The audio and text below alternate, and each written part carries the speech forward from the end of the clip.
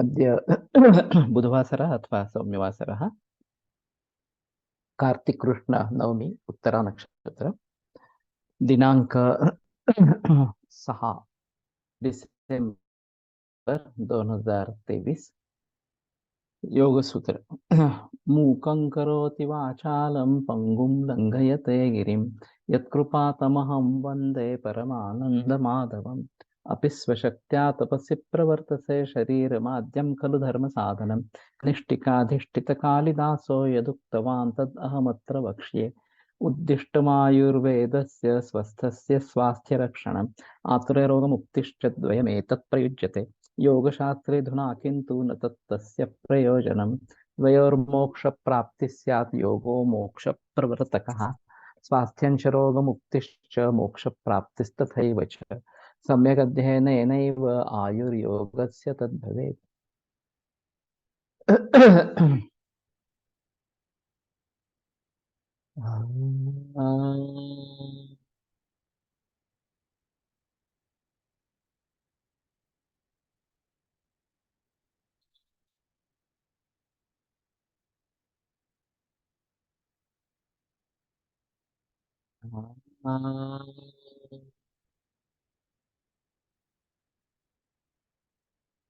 शांति शांति शांति।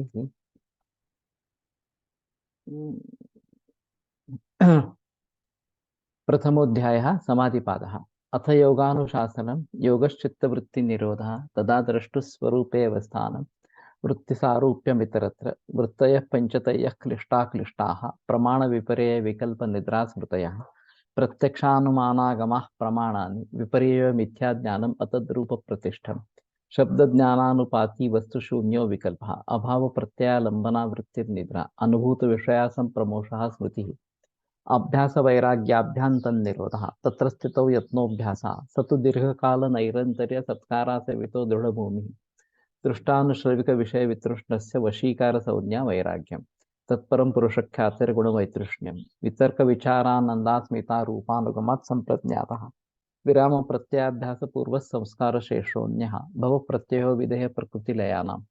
श्रद्धा वीर्य स्मृति समाधि प्रज्ञापूर्वक इतरेषां तीव्र संवेगानाम् आसन्नः मृदुमध्यादिमात्रत्वात् ततोपि विशेषः ईश्वर प्रणिधानात् वा क्लेशकर्म विपाकाशयैर्परामृष्टः पुरुष विशेष ईश्वरः तत्र निरतिशयं सार्वज्ञ बीजं स पूर्वेषामपि गुरुः कालेनावच्छेदात् तस्य वाचकः प्रणवः तज्जपस्तदर्थभावनं ततः प्रत्यक्केतनादिगमोऽप्यन्तरायाभावश्च व्याधिस्त्यान संशय प्रमादालस्याविरतिभ्रान्तिदर्शनालब्धभूमिकत्वानवस्थितत्वानि चित्तविक्षेपास्ते अन्तरायाः दुःखदौर्मनस्य अङ्गमे जयत्व श्वास प्रश्वासा विक्षेपसह भुवः तत्प्रतिषेधार्थम् एकतत्वाभ्यासः मैत्री करुणा मुदितोपेक्षाणां सुखदुःख पुण्यापुण्यविषयाणां भावनातश्चित्तप्रसादनम्।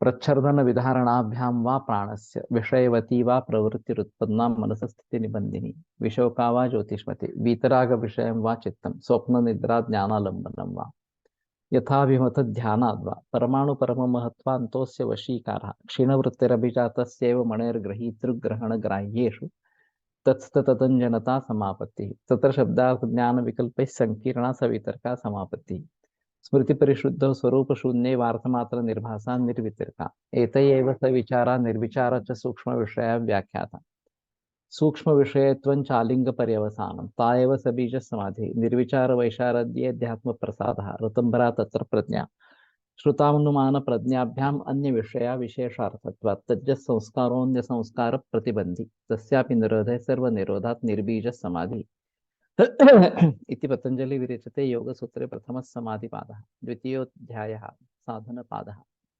तपस्वाध्यायेश्वर प्रणिधानानि क्रियायोगः समाधिभावनार्थः क्लेशतनुकरणार्थश्च अविद्यास्मिता रागद्वेषाभिनिवेशाः क्लेशाः अविद्याक्षेत्रमुत्तरेषां प्रसुप्ततनुविच्छिन्नोदराणाम् अनित्याशुचि दुःखानात्मसु नित्यशुचि सुखात्मख्यातिरविद्या दृग्दर्शनशक्त्योरेकात्मते वास्मिता सुखानुशयी रागः दुःखानुशयी द्वेषः स्वरस्वाहि विदुषोऽपि तथा रूढोऽभिनिवेशः ते प्रतिप्रसव हेयाः सूक्ष्माः ध्यानहेयास्तद्वृत्तयः क्लेशमूलः कर्माशय दृष्टादृष्ट जन्म वेदनीयः सति वेद मूले तद्विपाको जात्यायुर्भोगाः ते ह्लाद परिताप फलाः पुण्य हेतुत्वात् परिणामताप संस्कार दुःखे गुणवृत्ति विरोधाच्च दुःखमेव सर्वं विवेकिनः हेयं दुःखम् अनागतम् द्रष्टुदृश्य संयोगो हेय हेतु प्रकाश क्रिया स्थितिशीलं भूतेन्द्रियात्मकं भोगापवर्गार्थं दृश्यम् विशेषा विशेष लिंग मात्रा लिंगानि गुणपर्वाणि द्रष्टा दृश्यमात्र शुद्धोपि प्रत्ययानुपश्य तदर्थ एव दृश्यस्य आत्मा कृतार्थं प्रति नष्टं नष्टं तदन्य साधारणत्वात् स्वस्वामी शक्त्या स्वरूपोपलब्धि हेतु संयोगः तस्य हेतुरविद्या तदभावात् संयोगः भावो हानंत दृशे कैवल्यं विवेक ख्यातिर विप्लव हानोपायः तस्य सप्तधा प्रांतभूमि प्रज्ञा योगांगानुष्ठानात् अशुद्धि क्षय ज्ञान दीप्तिरा विवेक ख्यातेः यम नियम आसन प्राणायाम प्रत्याहार धारणा ध्यान समाधयो अष्टावंगानि अहिंसा सत्यास्तेय ब्रह्मचर्या परिग्रहा यमाः जाति देश काल समयानवच्छिन्नः सार्वभौमा महाव्रतम् शौच संतोष तपस्वाध्यायेश्वर प्रणिधानानि नियमाः वितर्क बाधने प्रतिपक्ष भावना वितर्का हिंसादयः कृतकारितानुमोदिता लोभ क्रोध मोह पूर्वका मृदु मध्यादि मात्रा दुःखा ज्ञानानंत फला इति प्रतिपक्ष भावना अहिंसा प्रतिष्ठायां तत्सन्निधौ वैरत्यागः सत्य प्रतिष्ठायां क्रियाफलाश्रयत्वम् अस्तेय प्रतिष्ठायां सर्वरत्नोपस्थानम् ब्रह्मचर्य प्रतिष्ठायां वीर्यलाभः अपरिग्रह स्थैर्य जन्म कथनता संबोधः शौचात् स्वांगजुगुप्सा परैर संसर्गः सत्वशुद्धि सौमनस्य एकाग्रेन्द्रिय जयात्मदर्शन योग्यत्वानि च संतोषाद अनुत्तम सुखलाभः कायेन्द्रिय सिद्धिरशुद्धि क्षयात् तपसा स्वाध्यायात् इष्ट देवता संप्रयोगः समाधि सिद्धिरीश्वर प्रणिधानात् स्थिर सुखमासनं प्रयत्न शैथिल्यानंत समापत्तिभ्यां ततोद्वन्द्वानभिघातः तस्मिन् सति श्वास प्रश्वासयोर्गति विच्छेद प्राणायामः बाह्याभ्यंतरस्तंभ वृत्तिर्देशकाल संख्याभिपरिदृष्टो दीर्घ सूक्ष्म बाह्याभ्यंतर विषयाक्षेपी चतुर्थः ततः क्षीयते प्रकाशावरणं धारणासु च योग्यता मनसः स्वविषया संप्रयोगे चित्तस्वरूपानुकार इवेन्द्रियाणां प्रत्याहारः ततः परमावश्यते इन्द्रियाणाम् इति पतंजलि विरचिते योगसूत्रे द्वितीयः साधनपादः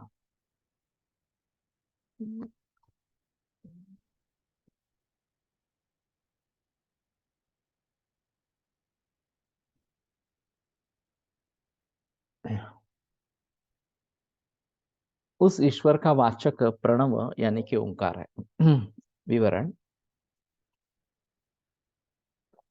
प्रणव की व्याख्या ईश्वर प्रकर्ष से जिस योग से नूयते यानी कि उसका स्तवन किया जाता है वो प्रणव तो इस ईश्वर का जिसके जरिए स्तवन किया जाता है वो प्रणव यानी कि ओंकार इस प्रकार का है ईश्वर ओंकार के योग से प्रकर्षत्व से उसका स्तवन होता है और इसलिए ओंकार इसको प्रणव इस प्रकार की संज्ञा प्राप्त है यह ओंकार यानी कि ईश्वर का वाचक है जैसे कोई नाम उच्चारण करने पर उस व्यक्ति का हमें बोध हो जाता है और वो व्यक्ति उस नाम से वाच्य होती है और वही नाम उस व्यक्ति का वाचक होता है उसी प्रकार ओंकार ईश्वर वाचक है और ईश्वर ओंकार से वाच्य है किंतु व्यवहार में वाच्य में नित्य संबंध नहीं होता तो वो मनुष्यकृत संकेत से उत्पन्न हो जाता है अस्मात् पदात् अयम अर्थो बोधव्या इति ईश्वरे इच्छा संकेत शक्ति ये तर्क संग्रह में आया है कि इस पद से ये अर्थ वाच्य है ये ईश्वर इच्छा है ये संकेत है और वो ईश्वर इच्छा के जरिए इस प्रकार का होता है इस प्रकार से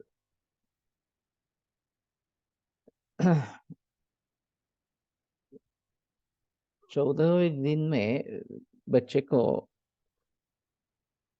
बच्चे का नामकरण जब किया जाता है तो वो नाम उस बच्चे का वाचक हो जाता है और वो लड़का उस नाम से वाच्य होता है यानी कि वो मूल लड़का और उसका नाम इनका वाच्यवाचक इस प्रकार का संबंध ये मनुष्य को तो हो जाता है किंतु ईश्वर और ओंकार इनमें जो वाच्यवाचक संबंध संकेत से उत्पन्न नहीं हुआ है वो नित्य है तो ये एक अलग बात इस प्रकार की है कि ये जो वाच्यवाचक संबंध हम रखते हैं, मनुष्यकृत है, वो अनित्य है। लेकिन ईश्वर और उसका वाचक प्रणव, इनका वाच्यवाचक संबंध जो है वो नित्य इस प्रकार का है, वो हमने नहीं निर्माण किया, वो है, इस प्रकार का अस्तित्व में है। तो समाहित अवस्था में ईश्वर प्रणिधान कैसे करने का है, ये आगे के सूत्र। तज्जपा तदर्थ भावना, ईश्वर का वाचक जो ओंकार, उसका जप करने से, यानी कि यथावत उच्चार करने से, और ओंकार का अर्थ यानी कि वाच्य जो ईश्वर, वो मेरे हृदय में वास करने वाला है, और वो और मैं भिन्न नहीं हूँ, एक रूप हूँ, है, इस प्रकार की भावना करनी है। वस्तु वास्तवतः तदर्थ भावनम, अर्थ का एक मतलब प्रयोजन ये भी है कि उस वाच्यवाचक भाव में जो प्रयोजन है कि इससे वाच्य ईश्वर है, वो इसमें से साध्य हो जाए। तदर्थ भावनम, ये इस प्रकार का भी एक अर्थ हो सकता है।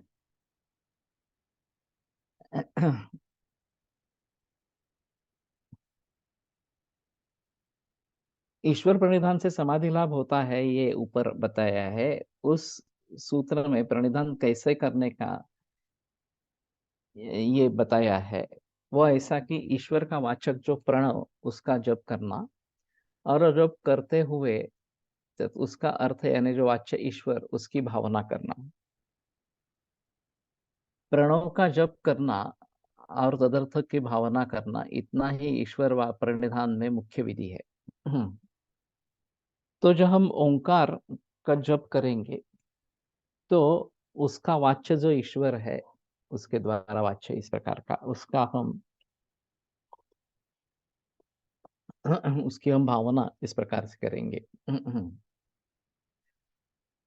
इसमें भावना इस प्रकार की करनी है, एक ही प्रकार की होती है, किंतु जप करने के विभिन्न मार्ग प्रकार सुझाए जाते हैं।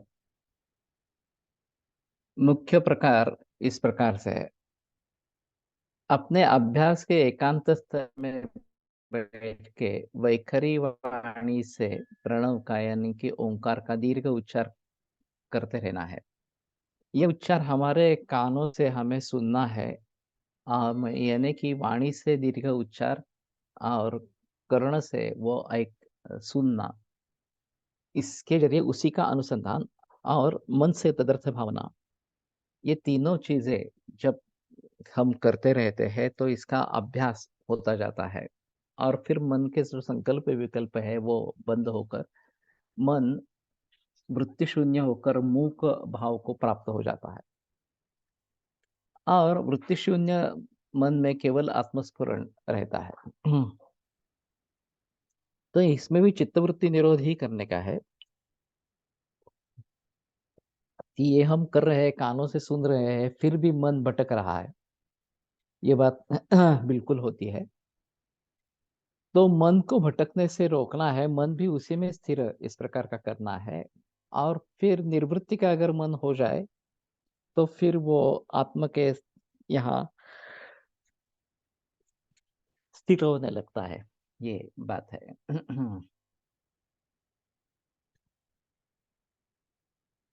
प्रत्येक जीव भाव के यहाँ श्वसन क्रिया यावत जीव चालू रहती है। अंडज जरायुज, इनमें ये श्वसन श्वास प्रश्वास रूप से स्फुटत्व से प्रतीत होता है। अभ्यासक को आसन पर सुस्थित होकर ये श्वास प्रश्वास कैसे चालू रहते हैं, इसका सूक्ष्म अवलोकन करना है। तो कहने का तात्पर्य आता है कि हम हमारे ही श्वास प्रश्वास पर लक्ष्य केंद्रित करें। सांस कैसे अंदर जा रही है, कैसे बाहर आ रही है, अंदर जाते समय स्पर्श किस प्रकार का है, बाहर निकलते समय स्पर्श किस प्रकार, बहुतेक आलंय मला वाटतं. नाही नाही मला नाही माहिती.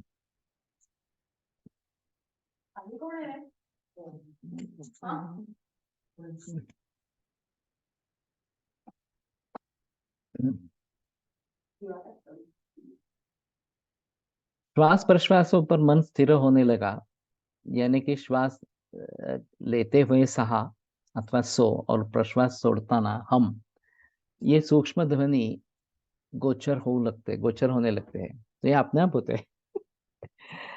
मैंने सोचा था कि ये प्रयत्न पूर्वक करना है सोहम इस प्रकार से। तो सहा हम, वो मैं हूँ, वो यानी कि वो परमात्मा तत्व, ब्रह्म तत्व, और मैं यानी कि ये जीवात्मा, इस प्रकार का। तो सोहम साधना इसी प्रकार से भी कहा जाता है, इस प्रकार के प्रणव की साधना को। तो ये एक तरीके से प्रत्यभिज्ञा इस प्रकार की है। तो वो जब हम बताते हैं ब्रह्म, तो उसकी एक कुछ खासियत इस प्रकार की है, और जब हम अहम की बात करते हैं, जीवात्मा की बात करते हैं, उसकी कुछ अलग खासियत है। तो उसमें जो समान अंश है, उस अंश से मैं वही हूँ, इस प्रकार की भावना करना, ये सोहम का मतलब इस प्रकार का है।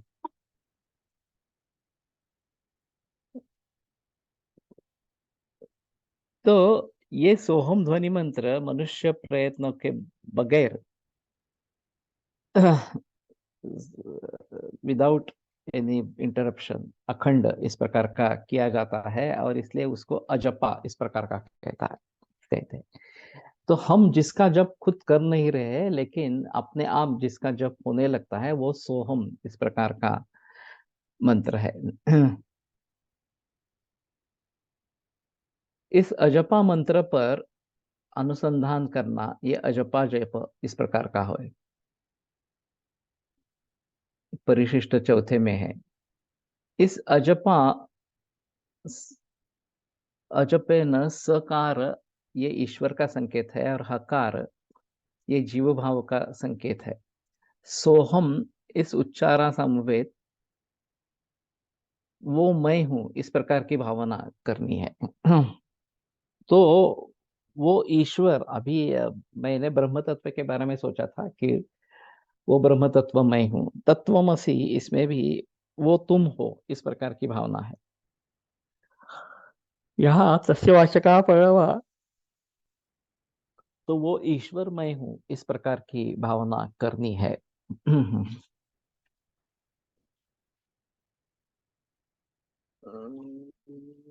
तो यानी कि इदंत्व से प्रतीत होने वाला जो नाम रूपात्मक जगत, और उसका अधिष्ठान, इस प्रकाशान भूत जो क्या पुरुष है, चेतन पुरुष, वो साधक से स्वीकृत, साधक से स्थूल सूक्ष्म करण कारण देह, इनका कूटस्थ साक्षी प्रत्यक, ऐसा मैं ही हूं, इस प्रकार की वो भावना है।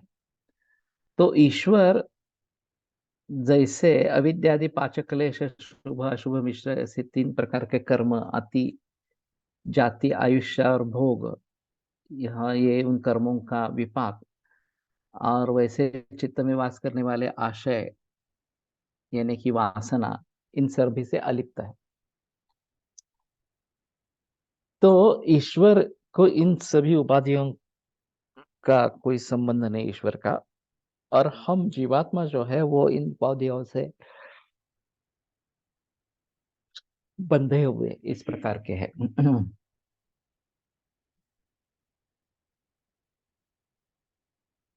ऐसी भावना, ये जैसे इन सभी से अलिप्त है, वैसे मैं भी इस प्रकार का हूँ, इस प्रकार का भावना, इस प्रकार की भावना प्रणव जब जब चालू रहता है तब करनी है। ये भावना करते समय ईश्वर और जीव, इनमें से जो औपाधिक भेद है, उनका निराश सहजता से हो जाता है, और सोहम में सकार और हकार, इनका लोप होकर एक अखंड ब्रह्म तत्व का अनुसंधान ओंकार से युक्त इस प्रकार का चालू रहता। हाँ, तो मेरे ख्याल में ये अभ्यास का विषय है। और जितना गहराई में जाकर हम इसका अध्ययन करेंगे, ओंकार साधना या सोहम साधना इस प्रकार की करेंगे, उतना में हमें वो अनुभव आने लगेगा। और फिर उसके जो फायदा मिलना है, समाधि सिद्धि, इस प्रकार के ईश्वर प्रणिधान, ये होगा इस प्रकार से।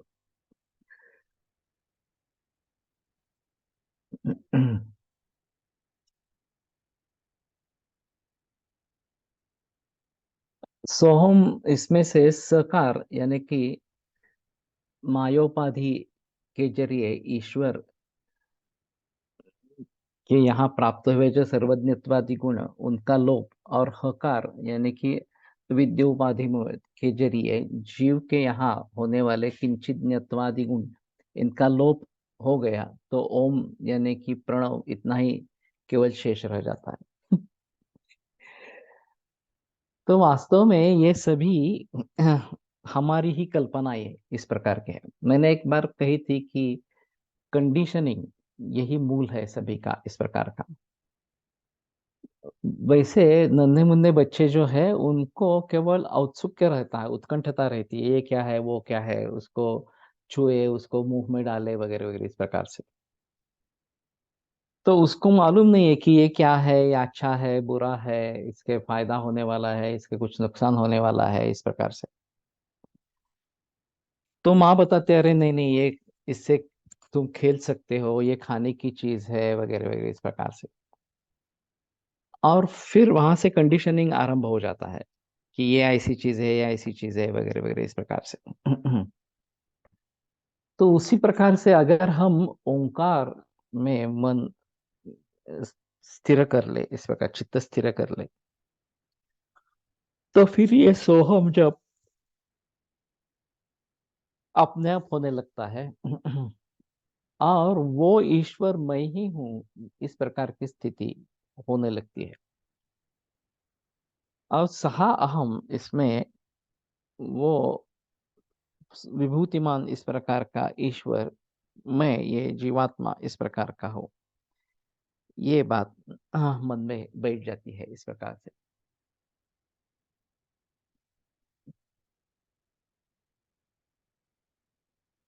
इस प्रकार से प्रणव का जप और प्रणवास की भावना करना, ये ईश्वर प्रणिधान हो, या इस अजपा जप के विधि विधान परिशिष्ट में दिए हैं, साधक वाचकों को वो अवश्य देखना चाहिए। तो वैसे भी मूलाधार चक्र के यहाँ एक ओंकार अपने आप उत्पन्न होता रहता है, ऐसा कहना है। और वो भी अनाहत नाद इस प्रकार का है कि कोई उसमें आघात वगैरह इस प्रकार का कुछ नहीं होता, फिर भी एक ओंकार का नाद व्यक्त होता रहता है। तो वो हमें सिर्फ सुनना है। पहले हम प्रैक्टिस करेंगे कि ओंकार का जाप करेंगे, और फिर ये सोहम इस प्रकार का अपने आप शुरू हो जाएगा, और फिर आगे चलकर वो ईश्वर मैं ही हूँ इस प्रकार की वृत्ति निर्माण हो जाएगी। एक श्वास प्रश्वास में प्रणव की नियत संख्या होगी, इस प्रकार का जब करते हुए प्रणवार्थ का चिंतन करना, ये भी और एक प्रकार है। जितनी संख्या होगी, नियत संख्या इस प्रकार के जनरली एक श्वास प्रश्वास में एक ही आवर्तन होता है।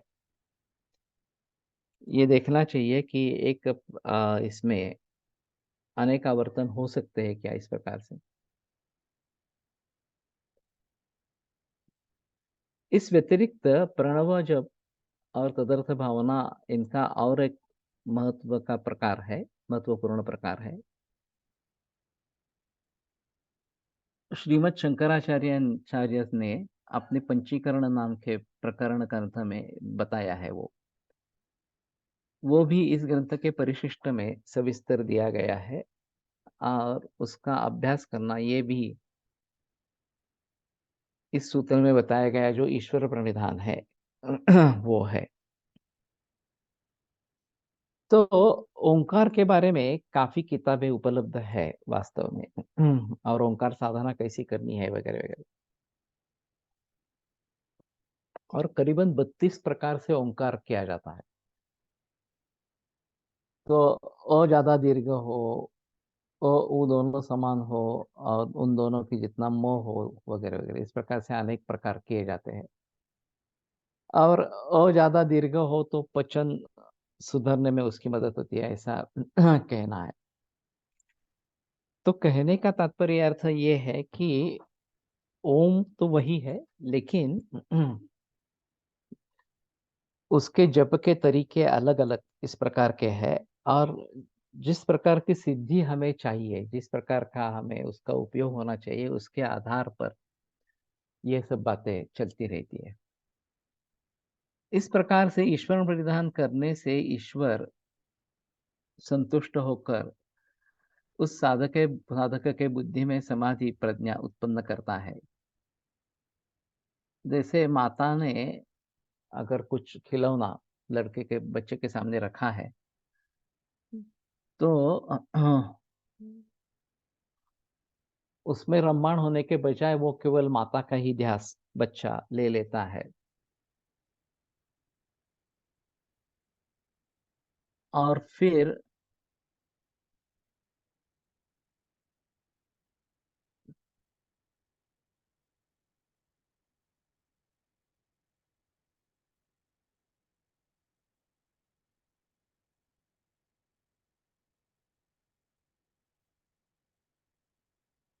माता भी भावुक हो जाती है और फिर उसको उठा लेती है, गोद में उठा लेती है। और फिर उसके जो लाड़ करना, इस प्रकार से वो कर लेती है। उसी प्रकार का कुछ प्रकार ईश्वर प्रणिधान में होता है। विषय सुख यही खिलौना, ये वैराग्य पूर्वक उसको फेंक देना और साधक प्रणव जप करके तद्वारा ईश्वर को जब बार बार पुकारता रहता है, तो ईश्वर भी उस साधक पर अनुग्रह करता है और वो उस प्रकार का बुद्धियोग उसको दे देता है कि इसके बल पर साधक अपसंप्रज्ञात समाधि सिद्धि द्वारा आत्म साक्षात्कार को प्राप्त होता। हम्म। ये हिरण्यकश्यप की कथा, हिरण्यकश्यपु या कोई दूसरा था मालूम नहीं मुझे, अपने बेटे का नाम नारायण इस प्रकार का रखा था। और उसको जब पुकारता था तो नारायण नाम का जप हो जाता था। और जब ऐसी स्थिति आ गई कि वो मरने वाला है और उसने बड़ी आर्तता से नारायण को पुकारा इस प्रकार से, वो भावना इतनी गंभीर इस प्रकार की थी, इतनी आर्द्र थी कि नारायण ने खुद आकर उसको बचा लिया इस प्रकार से। तो जब तक ये स्थिति नहीं प्राप्त होती है कि हम पूरे उसमें लग गए हैं, तब तक ये काफी मुश्किल इस प्रकार का होता है। लेकिन ईश्वर को अगर हम बार बार पुकारते रहते हैं, तो ईश्वर भी साधक पर अनुग्रह करता है और फिर उस बुद्धियोग के बल पर साधक असंप्रज्ञात समाधि द्वारा आत्म साक्षात्कार को प्राप्त कर लेता है। ददामि बुद्धियोगंतम येन माम उपयांति, तो इस प्रकार का आश्वासन भगवंत ने स्वमुख से दिया है। तो ये बुद्धि योग प्राप्त कर देना, ये ईश्वर प्रणिधान का फल, ईश्वर के इसका फल। अच्छा मेल, समझी नहीं मैं।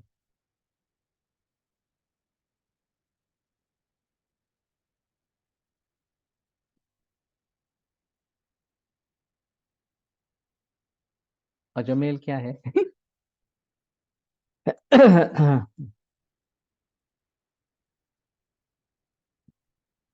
इस प्रकार ईश्वर प्रणिधान करने से किस प्रकार फल प्राप्त होता है, ये आगे सूत्र में बताया है। तत प्रत्यक चेतनाधिगमोप्यंतराया भावश्च, ततः यानी कि ईश्वर प्रणिधान से प्रत्येक चेतन यानी बुद्धि साक्षी जो पुरुष, उसका अधिगम यानी कि उसका साक्षात्कार रूप ज्ञान होता है। अजामेळ राजा, ओके, नारायण गोष्टीतील, ओके ओके। मुझे याद नहीं रहा था।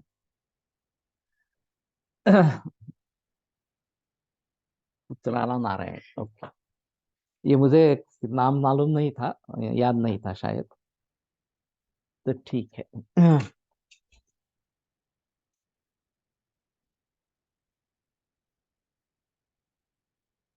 तो अधिगम यानी कि साक्षात्कार रूप ज्ञान हो जाता है, और आगे वाले सूत्र में बताया हुआ है जो अंतराय, जो योग मार्ग में इस प्रकार के प्रतिबंधक है, उनका भी अभाव हो जाता है। और जब इस प्रकार की कोई कोई प्रतिबंध रोक नहीं होती है और प्रारब्ध वश से उत्पन्न हुआ, तो उनका नाश भी इस भाव पे हो जाता है इस प्रकार।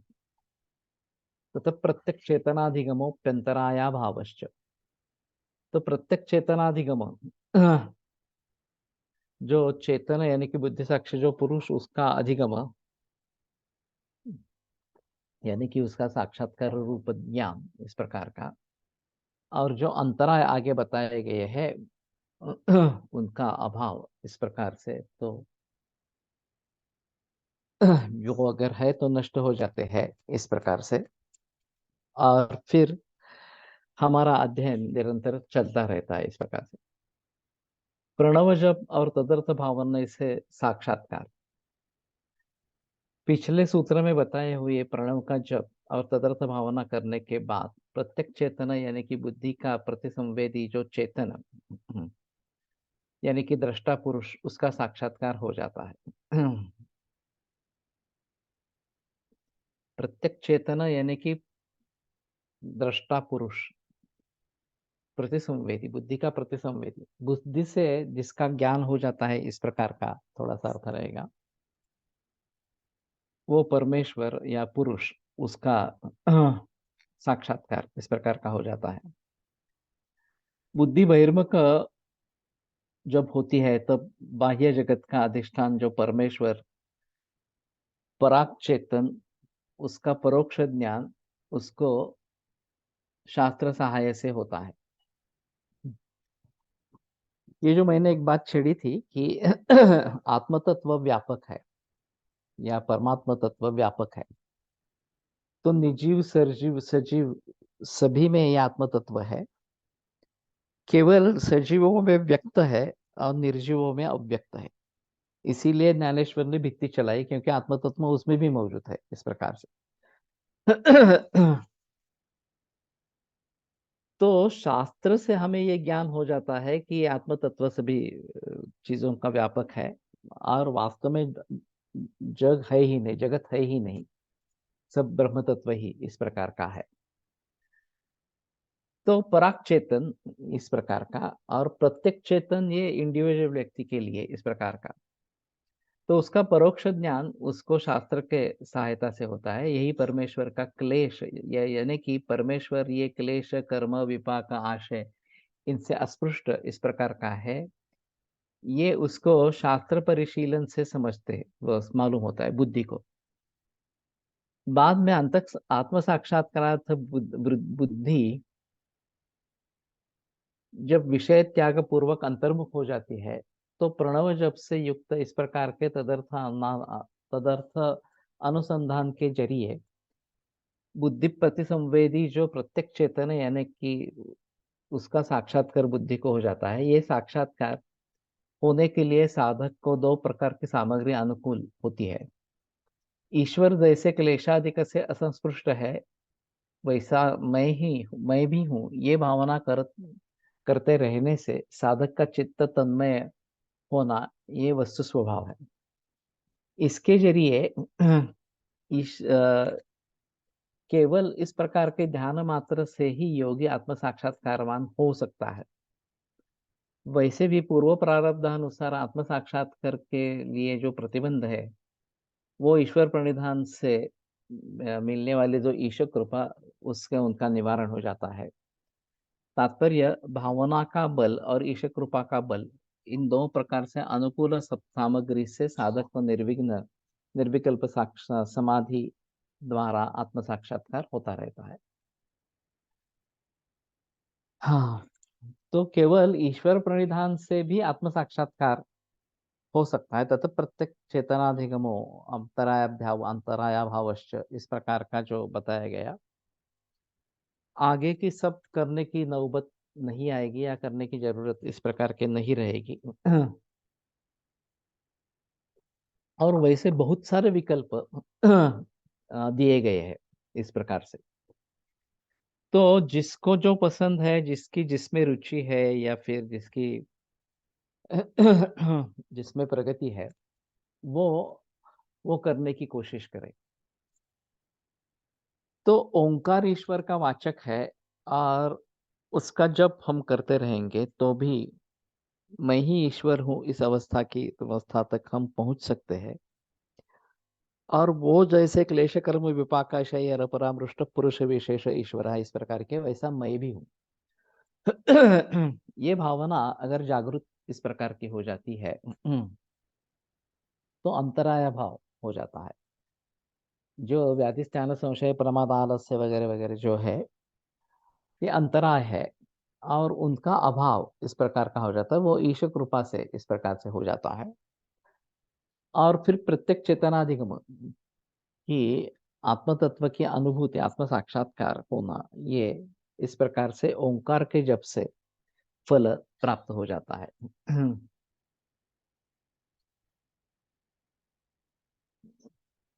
तो ये निर्विकल्प समाधि द्वारा आत्म साक्षात्कार हो जाता है। तो पिछले सूत्र में अंतराय शब्द से जिनका नामोल्लेख किया है, वो अंतराय कौन से है, ये आगे वाले सूत्र में बताए गए।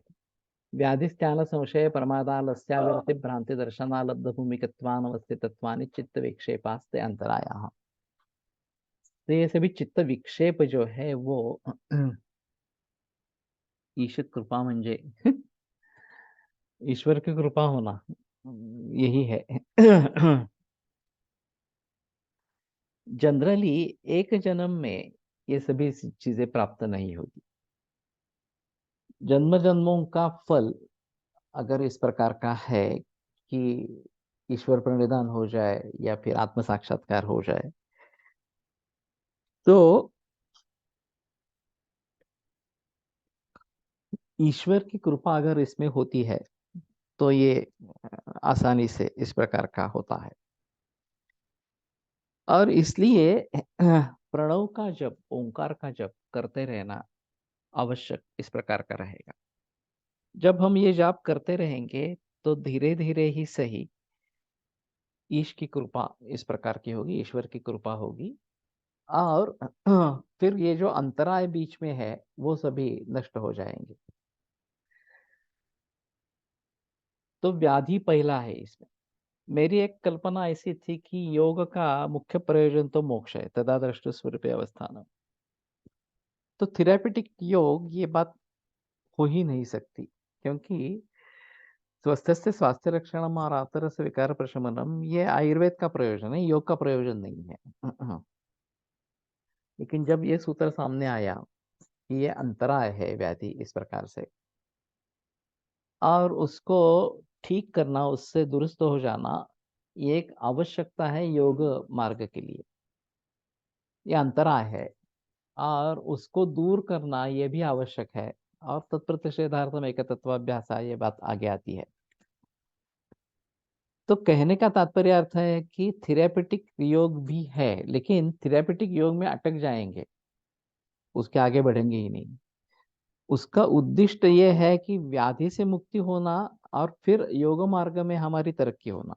इसके लिए ये वैदिक ध्यान संशय वगैरह अंतराय बताए गए हैं। और ईश्वर प्रणिधान से इन अंतरायों का नाश होता है, ऐसा अंतराया भाव, ये जो बात बताई है। तो सचमुच अगर हमारी उतनी भावना तीव्र है, या हमारा दृढ़ विश्वास इस प्रकार का है, तो इन सभी अंतरायों से हमें मुक्ति इस प्रकार की मिल जाएगी। विशिष्ट नामाचा जब, उदाहरणार्थ स्वामी समर्थ ओंकार जब असे म्हणता येईल। ये थोड़ा सा ऐसा है कि जो विभिन्न गुरु है, उन्होंने कुछ मंत्र दिया है लोगों को, जैसे कि श्री राम जय जय राम ये है, या फिर स्वामी समर्थ इस प्रकार का है, या फिर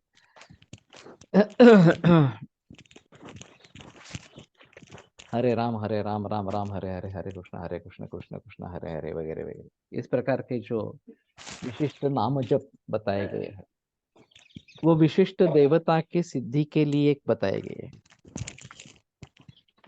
अब तो पूर्वेशाम अभी गुरु काले नानवच्छेदात, ये जो पीछे सूत्र आगे गया, ये ब्रह्मा वगैरह, ब्रह्मा विष्णु कृष्ण वगैरह वगैरह जो सभी है, उनका भी गुरु ईश्वर है। ये सगुण इस प्रकार के, साकार इस प्रकार का है, वो निर्गुण निराकार इस प्रकार का है। तो इस प्रकार से जब से अगर आपकी उन पर श्रद्धा है तो आप जरूर वो जप करें इस प्रकार से, उससे भी आगे आपको मोक्ष मिलेगा इस प्रकार से। लेकिन वास्तव में ओंकार का जाप करते रहना आवश्यक इस प्रकार का रहेगा।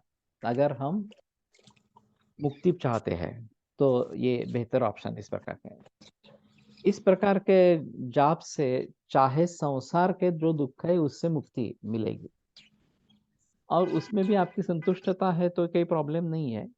इसके जरिए अगर आप संतुष्ट रहते हैं और समाधानी वृत्ति होती है तो भी कोई प्रॉब्लम नहीं है।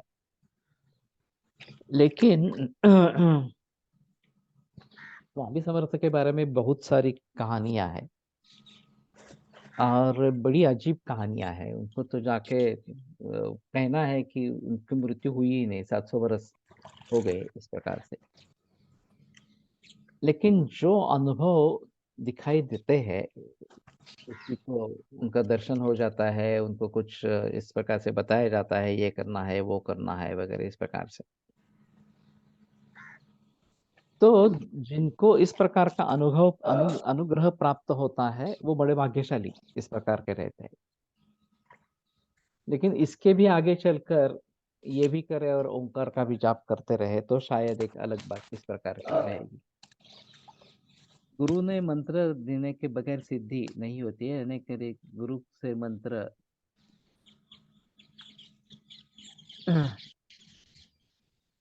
लेना है इस प्रकार से।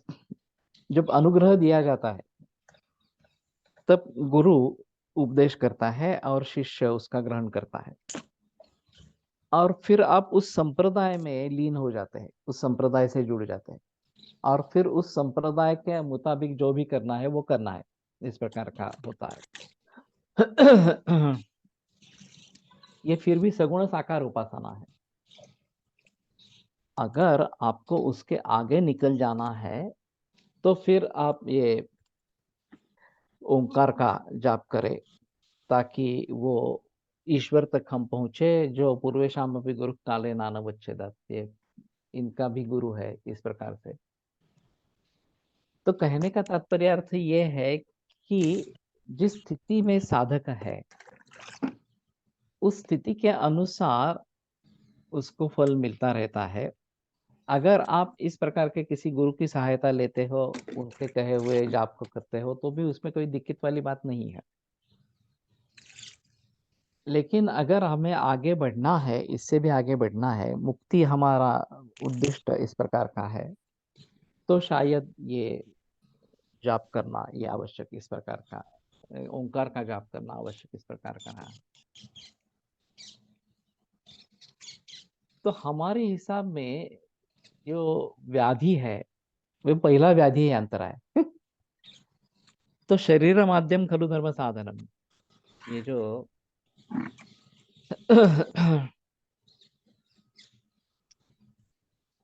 पार्वती और शंकर के बीच में जो संवाद इस प्रकार का बताया गया है, वो कालिदास की कृति है, इसमें कुमार संभवम में अपि स्वशक्त्या तपसि प्रवर्तस्य शरीर माध्यम खलु धर्म साधनम। तो शरीर ही धर्म का पहला साधन इस प्रकार का है। शरीर अगर अच्छा नहीं हो तो फिर हम धर्म को प्राप्त नहीं करेंगे इस प्रकार से।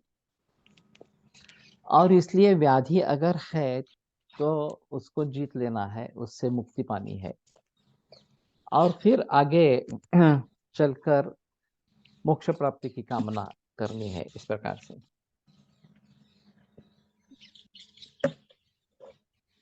इन्होंने जो कुछ विवरण किया है, वात पित्त कफ, ये शरीर को धारण करने वाले 3 दोष, और खाया हुआ जो अन्न है उसका रक्त में परिणत होने वाला जो रस है, और फिर 5 कर्मेंद्रिय, 5 ज्ञानेंद्रिय, इस धातु रस करण, इन तीनों में उत्पन्न होने वाला वैषम्य और तज्जन्य पीड़ा ये व्याधि है। वास्तव में हमारे यहाँ ज्यादा अच्छा विवरण है इसका। तो उसमें अहम मुद्दा जो है रोगस्तु दोष वैषम्यम दोष साम्यम अरोगता, यही अहम मुद्दा इस प्रकार का है। तो दोष वैषम्य यही व्याधि है और दोष साम्य ये आरोग्यावस्था इस प्रकार की है। तो हमें रोग से मुक्ति पानी है इस प्रकार से।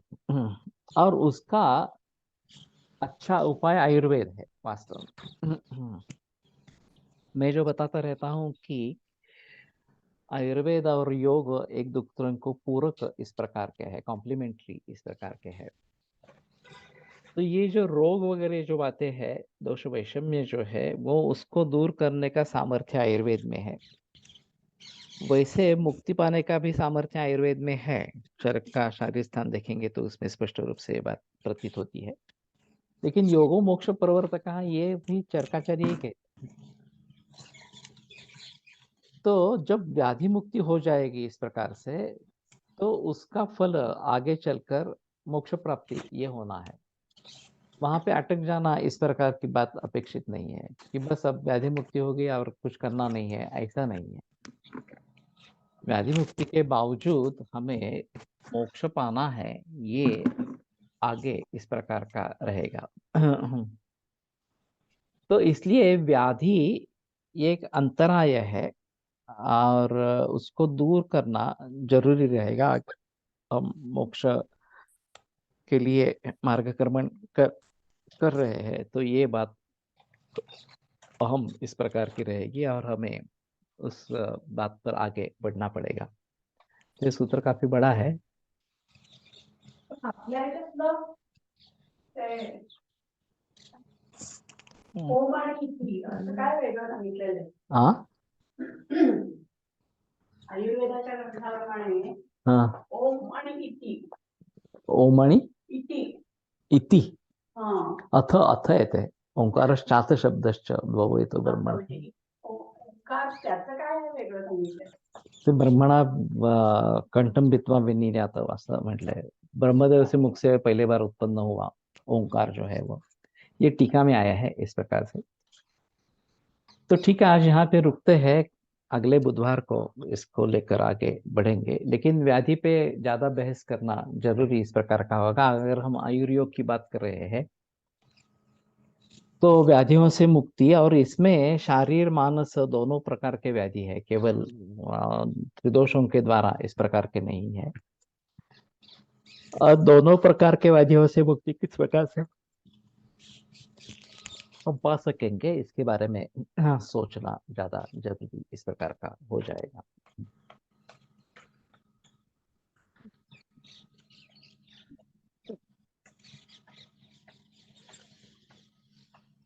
ओम धन्वन्तरये नमः। ओम धन्वन्तरये नमः। ओम धन्वन्तरये नमः। ओम धन्वन्तरये नमः। ओम धन्वन्तरये नमः। ओम धन्वन्तरये नमः। ओम धन्वन्तरये नमः। ओम धन्वन्तरये नमः। ओम धन्वन्तरये नमः। ओम धन्वन्तरये नमः।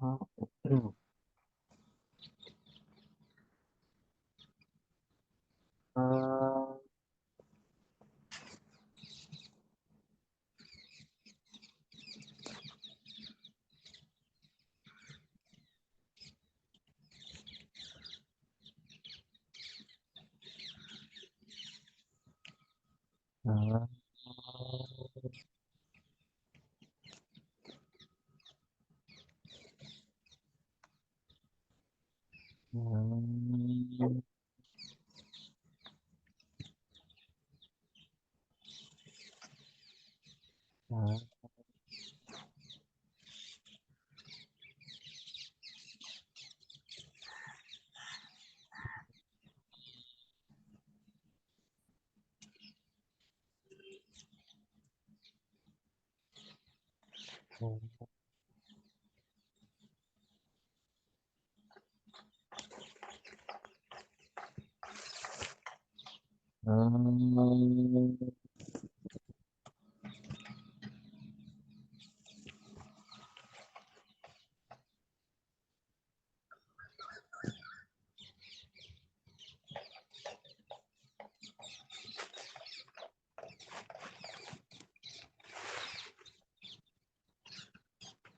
शांति शांति शांति।